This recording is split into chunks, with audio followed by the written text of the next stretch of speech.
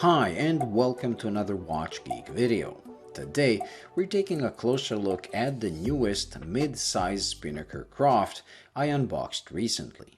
When I reviewed the original full-size Croft, I loved the large, easy-to-read hands and markers, but disliked the size, as the 43mm diameter and longer than 51mm lug-to-lug just made it too big for my taste.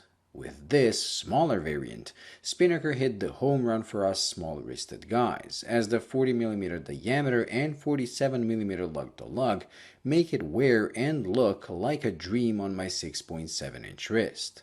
Since I always like to complain, the only dimensions they should improve in the future is the thickness, as 13.6mm for a simple 150-meter water-resistant watch is on the thick side.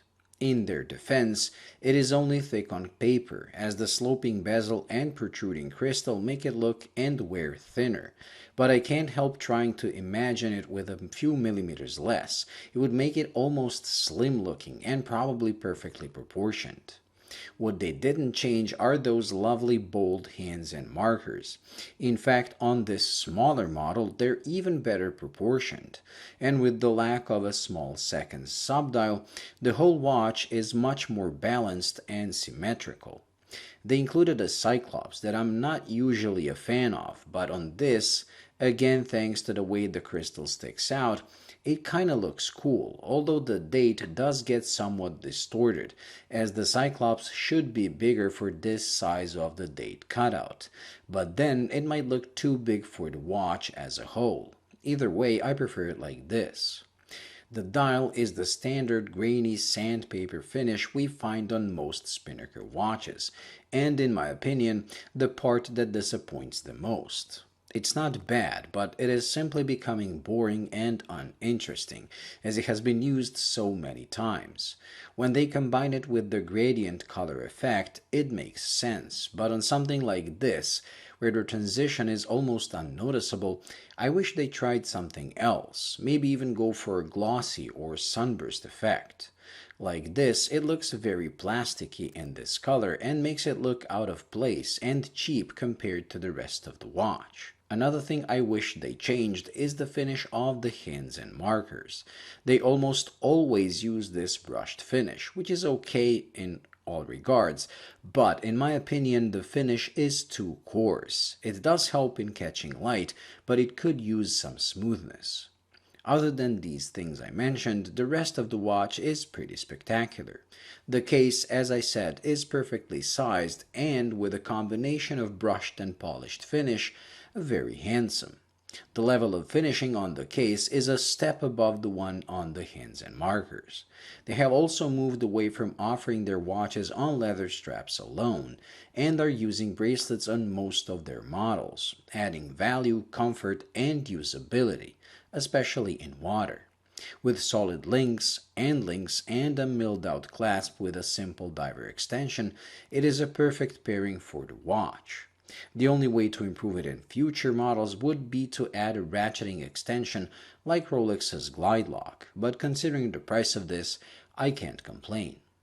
The bezel comes with an aluminum insert, yet another thing they can improve on, has 120 clicks, and is on the smooth side.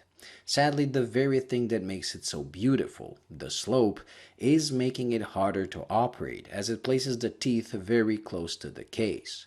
It is not impossible when you're using your bare hands, but I have my doubts it would work while wearing gloves.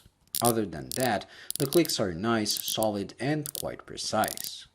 The crown is a screw-in type, and thanks to the lack of crown guards, very easy to operate, unlike the bezel. The watch is powered by the Seiko NH35, as you would expect from Spinnaker at this price range, which should mean a problem-free performance. Overall, I applaud Spinnaker, and pretty much any other brand, when they decide to offer a model in more than one size, as it gives more people the ability to enjoy a watch they like the look of and have it fit their wrist perfectly. Imagine if you had only one size shoes, and you'll get the picture. This thing will retail for £220 for the leather strap version and $275 for the bracelet one. That comes down to about $300 and $378, which is okay for what you get. As usual with Spinnaker watches, you can use a coupon code WatchGeek20, which gives you a 20% discount and also gives a certain commission to my channel.